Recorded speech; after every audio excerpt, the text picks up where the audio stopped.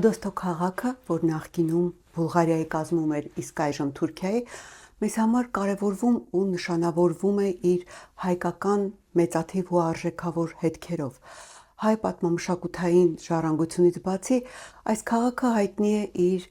հայ վաստակաշատ զավակներով։ Ռոդոստոյում են ծնվել կամ Ռոդոստոցի ծնողների զավակներ են ամենայն հայոց կաթողիկոս Վազգեն Առաջինը, լեզվաբան ակադեմիկոս Հրաչյա Աճարյանը, ֆրանսիահայ կինոբեմադրիչ Անրի Վերնոյը, գրողներ Վազգեն Շուշանյանն ու Սևդա Սևանը։ Վերջինի հայտնի վեպը հենց այդպես էլ կոչվում է Ռոդոստո։ Ռոդոստոյում ծնվել է ևս մի հայտնի ու տաղանդավոր հայ, ում անվան հետ կապված է մեր պետության խորհրդանիշներից մեկը՝ օրհներգը։ Թե ով է լինելու իմ այսօրվա հերոսը կպատմեմ քիչ անց, իսկ մինչ այդ ուզում եմ հիշեցնել ալիքին բաժանորդագրվելու, տեսանյութերը հավանելու, մեկնաբանություններ գրելու և հնարավորության դեպքում ալիքին նյութապես աջակցելու մասին։ Թե ինչպես աջակցել, ամեն ինչ գրված է տեսանյութի ներքևում։ Հիշեցնեմ, որ ալիքը գործում է բացառապես ձեր բարոյական և նյութական աջակցության շնորհիվ, ինչի համար անչափ շնորհակալ եմ։ Եվ այսպես 1885 թվականի ապրիլի 17-ին Ռոդոստոյում մի համեստ արհեստավորի կոշկակարի ընտանիքում ծնվել է կոմպոզիտոր Բարսեղ Կանաչյանը։ Նա 3 տարեկան էր, երբ ընտանիքը տեղափոխվում է Պոլիս, որտեղ նախնական կրթություն ստանում է Կետիկ Փաշայի ազգային վարժարանում։ Սակայն 1896 թվականի ջարդերի պատճառով Կանաչյանների ընտանիքը թողնում է Պոլիսը ու ճամփա ընկնում դեպի Բուլղարիա։ Բարսեղ Կանաչյանը ուսումը շարունակում է Վառնայում։ Դպրոցն ավարտելուց հետո նա գրագիր է աշխատում Վանեցի մի վաճառականի մոտ։ Երաժշտության հանդեպ սերը ստիպում է Կանաչյանին ինքնուրույն ջութակ պատրաստել ու աշխատանքից ազատ ժամերին զբաղվել իր ստեղծած փայտերից սարքած ջութակը նվագելով։ Հայրը, տեսնելով որդու երաժշտության հանդեպ անհուն այս սերը, նրա համար իսկական ջութակ է գնում և երաժշտության մասնավոր դասերի տալիս Գերմանիայում կրթություն առած Նաթան բեկ Ամիրխանյանի մոտ։ 1903 թվականին կանաչյանները տեղափոխվում են Ռումինիա։ Բուխարեստում 5 տարի երաժշտական կրթությունը շարունակելուց հետո 1908-ին Օսմանյան նոր ընդունված սահմանադրությանը հավատալով նրանց ընտանիքը վերադառնում է Պոլիս։ Ոգևորված թվացյալ բարեփոխումներից 23-ամյա Բարսեղ Կանաչյանը Պոլսում ստեղծում է Քնար փողային նվագախումբը և համերգներով ներկայանում հայ հանդիսատեսին։ Հենց այստեղ Պոլսում է Կանաչյանը 1910-ին հանդիպում Կոմիտասին։ Ներկա է լինում Կոմիտասի համերգին ու համերգից հետո հիացած, ոգևորված մոտենում է հայ մեծ երգահանին ու իր երախտագիտության և հիացմունքի խոսքերն ուղղում նրան։ Սրան հաջորդում է նրանց բարեկամությունը և 3-ամյա համատեղ գործունեությունը։ Կանաչյանը ոչ միայն դառնում է Կոմիտասի գլխավորած Գուսան երգչախմբի 300 անդամներից մեկը, այլ նաև հարմոնիայի ու խմբավարության դասեր է առնում մեծ երգահանից։ Կարճ ժամանակ անց սկսվում է Առաջին համաշխարհային պատերազմը։ Կանաչյանին կանչում են թուրքական բանակ։ Մի կողմից սա ցավալի փաստ է, բայց մյուս կողմից էլ այս կերպ նա փրկվում է 1 տարի անց թուրքերի իրականացրած ցեղասպանությունից։ Զինվորական հոսպիտալում բուժակ աշխատող Կանաչյանը բազմաթիվ հալածանքների հետ նաև հիվանդանում է ու աքսորվում նախ Տիգրանակերտ, ապա Հալեբ։ Հալեպում Կանաչյանն իր շուրջն է համախմբում երաժշտասեր ու երաժշտական ունակություններ ունեցող հայ աքսորյալներին, ստեղծում է մի երգչախումբ և համերգներով ոգևորում ու հուսադրում հալածված և տեղահանված հայերին։ Պատերազմի ավարտից հետո Կանաչյանը կրկին վերադառնում է Պոլիս՝ համերգային ու ստեղծագործական գործունեությունը շարունակելու նպատակով։ Սակայն ավաղ նա այստեղ այլևս չի գտնում Կոմիտասին։ 1919-ին Կոմիտասն արդեն Փարիզի հոգեբուժարանում էր։ Կանաչյանն իր ուսուցչի անունը բարձր պահելու, նրա գործը շարունակելու, ինչպես նաև հայ երգը սիրելի դարձնելու ու տարածելու նպատակով փորձում է համախմբել Կոմիտասի բոլոր սաներին։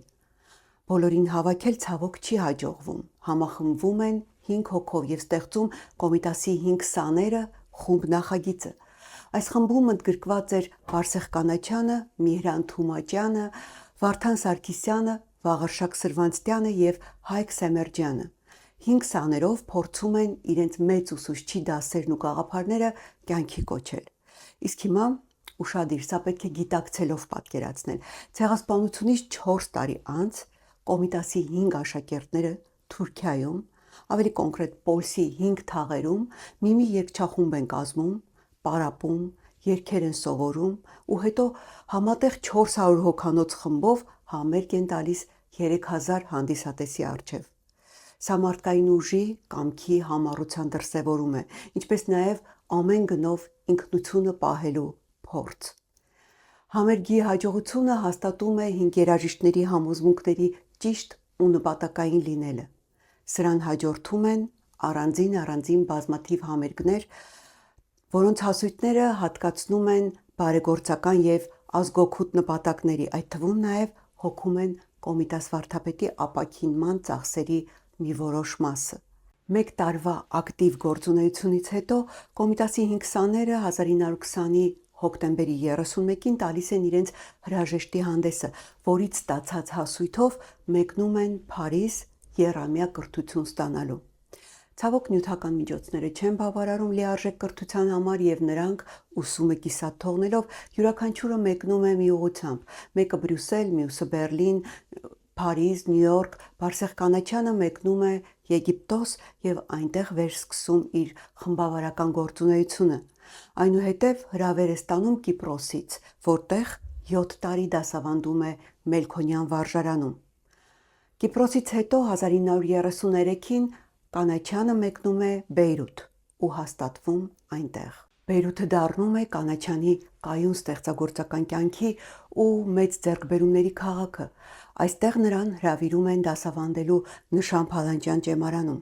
Սա այն ճեմարանն է, որի հիմնադիրներն էին Լևոն Շանթն ու Նիկոլ Աղբալյանը։ Այստեղ տնօրեն էր Շանթը, որին հետագայում փոխարինեց Հայաստանի Առաջին Հանրապետության 4-րդ վարչապետ Սիմոն Վրացյանը։ Սրա մասին ես պատմել եմ իմ Նիկոլ Աղբալյան տեսանյութում։ Եթե չեք նայել, առաջարկում եմ անպայման դիտել։ Այս պատկառելի ուսուցչական կազմով ճեմարանում Կանաչյանը երաժշտության դասեր է տալիս և նաև աշխատում որպես խմբավար։ Բացի ուսուցչական աշխատանքից Կանաչյանը 1933-ին ստեղծում է իր երգչախումբը և Կոմիտասյան երգչախմբի օրինակով անունը կնքում Գուսան։ Այս կերպ շարունակելով իր սիրելի ուսուցչի ստեղծագործական ձեռքբերումն ու սկզբունքները։ Հայ երաժշտության զարգացմանն ու տարածմանը զուգահեռ Կանաչյանը ուսումնասիրում է նաև արաբական ժողովրդական երաժշտությունը։ Նա բազմաձայն երգչախմբի համար մշակում է 5 երգեր, ինչպես նաև լիբանանյան և սուրիական քայլերգերը։ Սա բարձր է գնահատում ոչ միայն լիբանանյան մամուլը, այլ նաև ֆրանսիական կառավարությունը, որը Բարսեղ Կանաչյանին արաբական մշակույթի զարգացմանը նպաստելու համար պարգևատրում է ակադեմիայի շքանշանով։ Նույն ծառայության համար լիբանանյան կառավարությունը հայ երգահանին արժանացնում է Մայրիների ակարգի շքանշանի, որը Գուսան երգչախմբի հերթական համերգի ավարտին Կանաչյանի կրծքին ամրացնում է Լիբանանի նախագահը։ Ստեղծագործական առումով Կանաչյանի գրիչը շատ բեղուն չեղավ։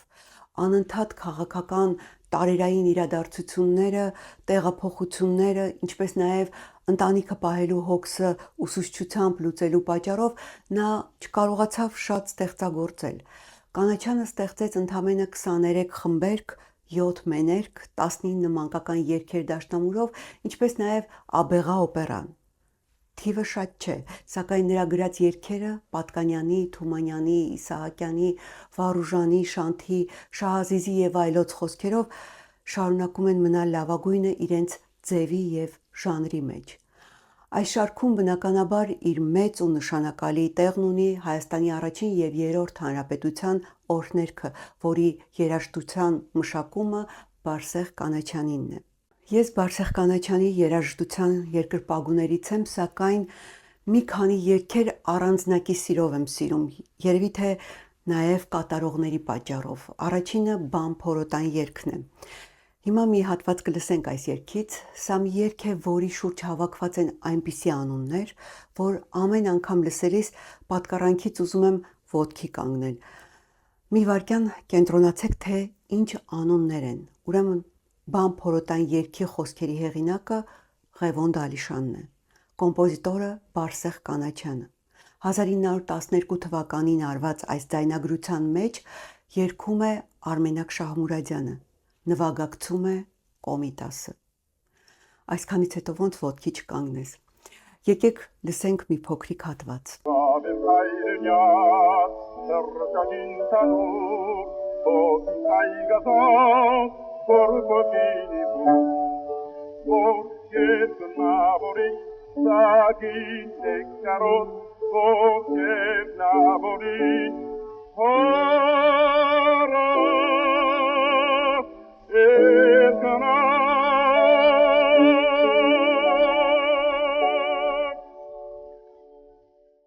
Աներևակայելի գեղեցիկ երգ է եւ նույնքան գեղեցիկ կատարում։ Առհասարակ Կանաչյանի երգերը հրաշալի են։ Ծիծեռնակը, Նանորը, ասում են Նուրին, Ալվարդի երազը։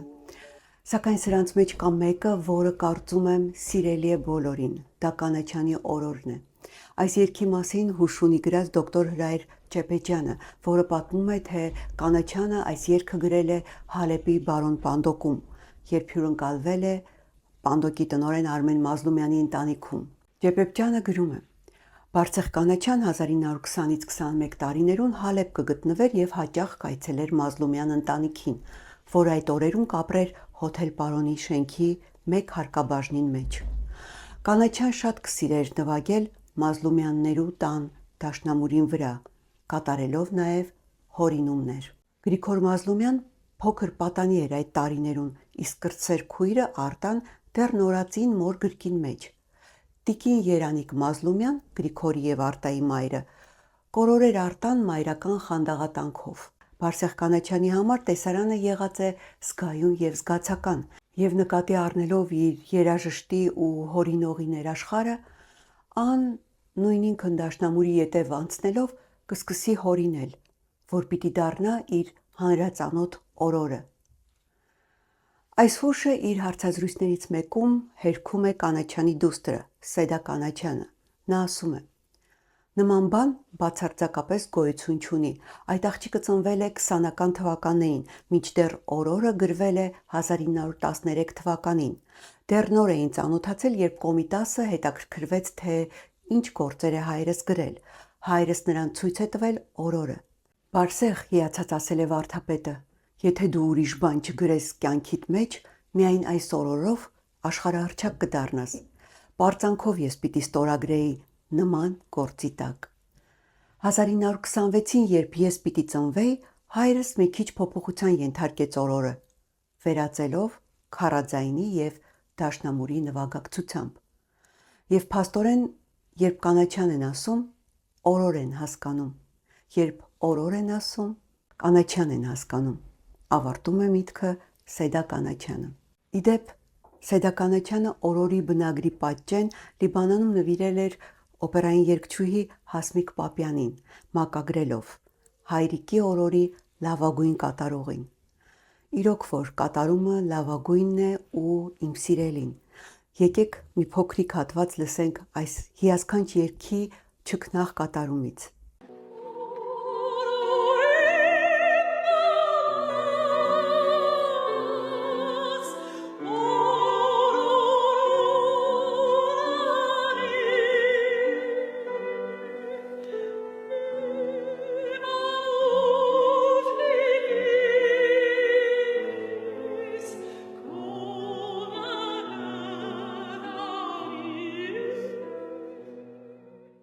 Իդեպ Բարսեղ Կանաչյանի մի շարք երգեր այնքան լայն տարածում ունեն ժողովրդի մեջ, որ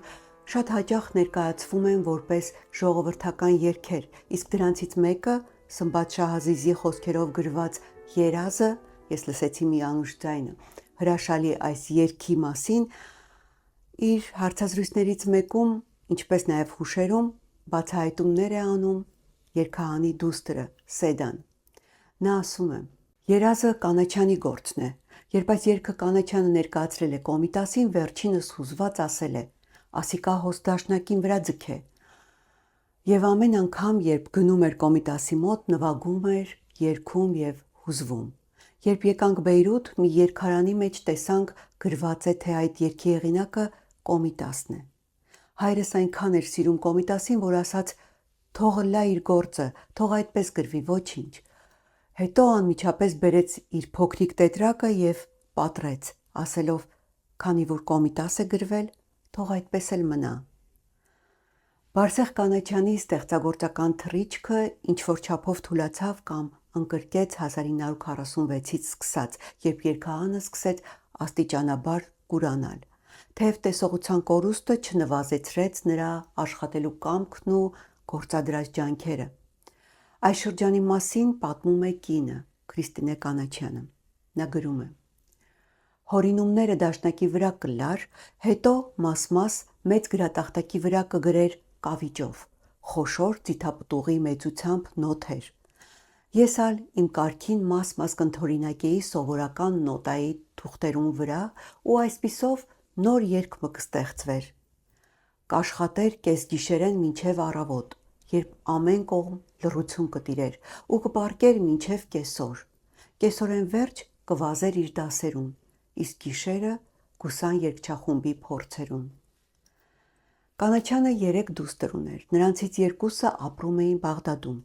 Դուստրերին մոտ լինելու համար 1958-ին երգահանը տեղափոխվեց Բաղդադ, որտեղ նաև համագործակցում էր տեղի Կոմիտաս երգչախմբի հետ։ Երգչախմբի ջանքերով այստեղ հրատարակվեցին Կանաչյանի վերջին 4 երգերը, սակայն ըստ հարազատների հուշերի Կանաչյանին ոչինչ այնքան չէր ոգևորում, որքան հույսը, որ երբևէ հայրենիք կգնա կամ հայրենիքում կկատարեն իր ստեղծագործությունները։ Այս մասին շատ հուզիչ հուշ ունի երգահանի դուստրը՝ Սեդան։ Նա գրում է. «Այն ժամանակ կար Երևանի ձայն ռադիոկայանը, որը տարիներով հնչում էր նաև Լիբանանում։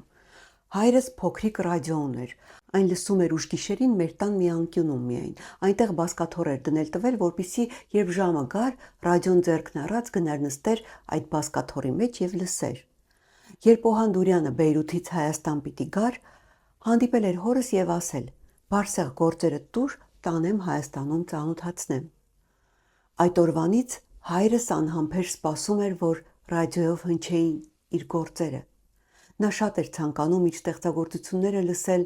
մասնագետ երգողների միջոցով, որովհետև իր խմբի մեջ պրոֆեսիոնալ երգողներ չկային։ Բայց իզուր այդքան սպասեց։ Կանաչյանն իր երգերն այդպես էլ չլսեց երևանյան ռադիոյով։ Հայրենիքը նույնպես չկարողացավ տեսնել։ 1946-ից 47 թվականների հայրենադարձության տարիներին Հայաստանի կառավարությունից հրավեր էր եկել Կանաչյանին, որ այցելի Հայաստան, բայց ըստ դստեր պատմածի հրավերը ռամկավարները հետ էին ուղարկել, ասելով, թե Կանաչյանը չի փափագում գալ Հայաստան։ Մինչդեռ նա երազում էր այդ մասին։ Հայրենիքում լինելու հույսը կորցրած Կանաչյանը մի օր կնոջն ասել էր. «Քրիստինե, քիչ մը դրամ հավաքենք, երբ ես մահանամ, գոնե իմ աճյունը կփոխադրես Կոմիտասի կողքը»։ Ցավոք, այդ երազն էլ չկատարվեց։ 1967-ին, երբ վատթարացավ Կանաչյանի առողջությունը, խորհուրդ էին տվել նրան Բաղդադից տեղափոխվել Բեյրութ բժշկական պատշաճ օգնություն ստանալու նպատակով։ Սակայն ապարդյուն, բժիշկներն անզոր եղան։ Բարսեղ Կանաչյանը մահացավ 1967-ի մայիսի 21-ին։ Հայ մեծ երգահանի մահվան մասին Նավասարդ ամսագրում կարդում ենք. «Բեյրութ քաղաքը սուգի մեջ էր, հայ ժողովուրդը իր պաշտած ու հարգած վարպետը հանձնեց հողին օրորով և շուշոյով, հեռու իր սիրած հայրենիքեն և հեռու իր վարպետեն Կոմիտասեն»։ Բարսեղ Կանաչյանին հուղարկավորեցին Բեյրութի Ֆըրնշփեքի ազգային գերեզմանատանը։ Նրա գերեզմանակարին փորագրված է իր օրորի նոտաներն ու առաջին տողը. «Քուն եղիր, Բալաս»։